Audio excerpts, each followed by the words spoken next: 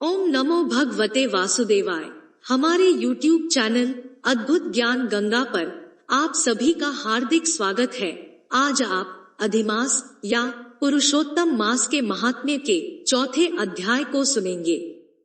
अधिक मास या पुरुषोत्तम मास महात्म्य की कथा के पिछले भाग में सूत जी ऋषियों से कहते हैं कि हे ऋषियों, जब नारद जी श्री नारायण से प्रश्न करके चुप हो जाते हैं तो श्री नारायण नारद जी को वो कथा सुनाना शुरू करते हैं जो महात्मा श्री कृष्णचंद्र ने राजा युधिष्ठिर और अन्य पांडवों को सुनाई थी। उस कथा सुनाने के दौरान अर्जुन के एक प्रश्न का उत्तर देते समय महात्मा श्री कृष्णचंद्र अधिक मास के बारे में भी विस्तार से बताना शुरू करते हैं। वे कहते हैं कि हे सुव्रत, तुम्हारे प्रश्न का जो उत्तर है वह अति उग्र है, इसलिए क्रम से सुनो। चैत्रादि जो 12 मास है, ये सब अपने गुणों से पूजे जाते हैं। इनमें ऐसा कोई अपूर्व व्यक्ति नहीं है जो अपने अधिष्ठात्री देवता के बिना रहता हो। अपने अपने अधिकार में पूजे जाने वाले ये सभी मास फल को देने वाले हैं। अपने अपने अधिष्ठात्री देवता के योग के महात्म्य से ये सब सौभाग्यवान है। इसके बाद वे कहते हैं कि हे पांडुनंदन, एक समय अधिक मास उत्पन्न हुआ। उस असहाय निंदित अधिक मास को सब लोगों ने यही कहा कि यह मलमास सूर्य की संक्रांति से रहित है, इसलिए यह पूजने योग्य नहीं है और शुभ कर्मों में भी स्वीकार करने के योग्य नहीं है।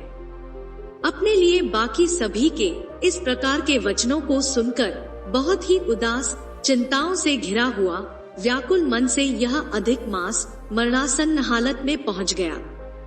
उसके बाद वह धैर्य धारण कर मेरी शरण में यह अधिक मास वैकुंठ भवन में पहुंचा। वहां पहुंचकर इसने मुझे देखा और भूमि पर साष्टांग दंडवत कर हाथ जोड़कर नेत्रों से आंसुओं की धारा बहाता हुआ बोला। इतना कहकर महामुनि बद्रीनाथ चुप हो गए तो भक्तों के ऊपर दया करने वाले नारद मुनि बोले कि हे प्रभु, आप मुझे यह भी बताएं कि भगवान विष्णु के निर्मल भवन में जाकर उनके चरण कमलों की शरण में आया हुआ अधिक मास उनसे क्या बोला। पिछले भाग में हमने यहाँ तक विस्तार से जाना। आज के इस भाग में हम इससे आगे की कथा जानेंगे। पिछले भाग को और अधिक विस्तार से सुनने के लिए आप इस वीडियो के डिस्क्रिप्शन में दिए गए लिंक पर क्लिक कर सकते हैं।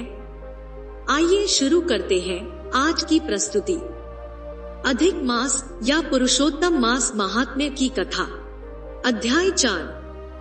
भगवान विष्णु के निर्मल भवन में जाकर उनके चरण कमलों की शरण में आया हुआ अधिक मास उनसे बोला कि हे नाथ, हे कृपा निधान, हे हरे, ये सभी जो मुझसे बलवान है, उन्होंने ऐसा कहकर कि यह मल मास है, मुझ दीन को अपनी श्रेणी से निकाल दिया है, इसलिए अब मैं आपकी शरण में आया हूँ। ऐसे यहाँ आए हुए मेरी आप रक्षा क्यों नहीं करते? अपने स्वामी देवता वाले मांसाहारी द्वारा शुभ कर्म में वर्जित मुझ स्वामी रहित को देखते ही आपकी दयालुता कहाँ चली गई और आज यह कठोरता कैसे आ गई है? हे भगवान, जैसे आपने कंस रूप अग्नि से जलती हुई वासुदेव की स्त्री देवकी की रक्षा की, वैसे ही दीन वत्सल कहिए मुझ शरण आए हुए की आज कैसे रक्षा नहीं करते? जैसे आपने मगध देश के राजा जरासंध के बंधन से राजाओं की रक्षा की, वैसे ही हे दीन वत्सल कहिए मुझ शरण आए हुए की आप कैसे रक्षा नहीं करते? जैसे आपने द्रुपद राजा की कन्या द्रौपदी की दुशासन के दुख से रक्षा की, वैसे ही आज मुझ शरण आए हुए की आप कैसे रक्षा नहीं करते? जैसे आपने यमुना में कालिया नाग के विष से गौ चराने वालों तथा पशुओं की रक्षा की, वैसे ही हे दीन वत्सल कहिए मुझ शरण आए हुए की आप कैसे रक्षा नहीं करते? जैसे आपने पशु और पक्षियों को पालने वाले एवं पशुपालकों की स्त्रियों की व्रज सरकंडों के वन में लगी हुई अग्नि से रक्षा की, वैसे ही हे दीन वत्सल कहिए मुझ शरण आए हुए कि आप कैसे रक्षा नहीं करते। जैसे आपने झट से आकर आपने ग्राह के मुख से गजराज की रक्षा की, वैसे ही हे दीन वत्सल कहिए मुझ शरण आए हुए कि आप कैसे रक्षा नहीं करते। श्री नारायण बोले, भगवान को इस प्रकार कहकर स्वामी रहित मलमास आंसू बहता मुख लिए जगतपति के सामने चुपचाप खड़ा रहा। उसको रोते देखते ही भगवान शीघ्र ही दयार्द्र हो गए और पास में खड़े दीन मुख मलमास से बोले। श्रीहरि बोले, हे वत्स, तुम इस समय अत्यंत दुख में क्यों डूबे हुए हो? ऐसा कौन सा बड़ा भारी दुख तुम्हारे मन में है? दुख में डूबते हुए तुझको हम बचाएंगे, तुम शोक मत करो। मेरी शरण में आया जीव फिर शोक करने के योग्य नहीं रहता है। यहाँ आकर महादुखी नीच भी शोक नहीं करता। तुम यहाँ आकर किस लिए शोक में मन को दबाए हुए हो? यहाँ आने से ना शोक होता है, ना कभी बुढ़ौती आती है, ना मृत्यु का भय रहता है। यहाँ आने के बाद केवल नित्य आनंद रहा करता है। इस प्रकार के बैकुंठ में आकर तुम दुखित कैसे हो? तुमको यहाँ पर दुखित देखकर वैकुंठवासी बड़े विस्मय को प्राप्त हो रहे हैं। हे वत्स, तुम कहो इस समय तुम मरने की क्यों इच्छा करते हो?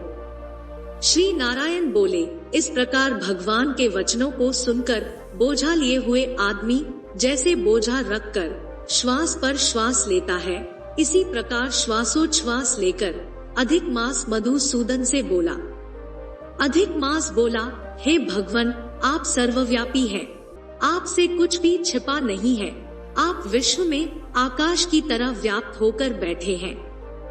चर अचर में व्याप्त विष्णु आप सबके साक्षी हैं, विश्व भर को देखते हैं।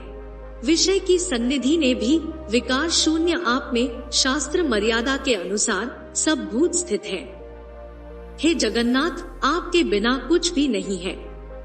क्या आप मुझ अभागे के कष्ट को नहीं जानते हैं? तथापि हे नाथ, मैं अपनी व्यथा को कहता हूँ। जिस प्रकार मैं दुख जाल से घिरा हुआ हूँ, वैसे दुखित को मैंने ना कहीं देखा है और ना सुना है। क्षण, निमेष, मुहूर्त, पक्ष, मास, दिन और रात सब अपने अपने स्वामियों के अधिकारों से बिना भय के हमेशा प्रसन्न रहते हैं। मेरा ना कुछ नाम है, ना मेरा कोई अधिपति है और ना कोई मुझको आश्रय है। इसलिए क्षणाधिक समस्त स्वामी वाले देवों ने शुभ कार्य से मेरा निरादर किया है। सब कहते हैं कि यह मलमास सर्वदा त्याज्य है, अंधा है, गर्त में गिराने वाला है। ऐसा इसी के कारण से मैं मरने की इच्छा करता हूँ, अब जीने की इच्छा नहीं है। निंदित जीवन से तो मरना ही उत्तम है। जो सदा जला करता है वह किस तरह सो सकता है? हे महाराज, इससे अधिक मुझको और कुछ कहना नहीं है। हे पुरुषोत्तम, आपकी वेदों में इस तरह प्रसिद्धि है कि आप परोपकार प्रिय हैं और दूसरों के दुख को सहन नहीं करते हैं। अब आप अपना धर्म समझकर जैसी इच्छा हो वैसा करें। आप प्रभु और महान हैं। आपके सामने मुझ जैसे पामर का घड़ी घड़ी कुछ कहते रहना उचित नहीं है। मैं मरूंगा, मैं मरूंगा, अब मैं ना जीऊंगा, ऐसा बार बार कहकर वह अधिक मास चुप हो गया और एकाएक श्री विष्णु के निकट गिर गया। तब इस प्रकार गिरते हुए मलमास को देखकर भगवान की सभा के लोग बड़े विस्मय को प्राप्त हुए। श्री नारायण बोले, इस प्रकार कहकर चुप हुए अधिक मास के प्रति बहुत कृपा भार से अवसन्न हुए श्री कृष्ण मेघों के समान गंभीर वाणी से चंद्रमा की किरणों की तरह उसे शांत करते हुए बोले। सूत जी बोले, हे विप्रो, वेद रूप रिद्धि के आश्रित नारायण का पापों के समूह रूप समुद्र को शोषण करने वाला बड़वा नल अग्नि से समान वचन सुनकर प्रसन्न हुए नारद मुनि पुनः आदि पुरुष के वचनों को सुनने की इच्छा से बोले।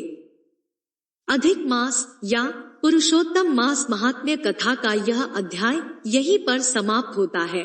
इससे आगे की कथा का विस्तार पूर्वक वर्णन हम अगले अध्याय में करेंगे। आशा करते हैं आपको हमारी ये प्रस्तुति पसंद आई होगी।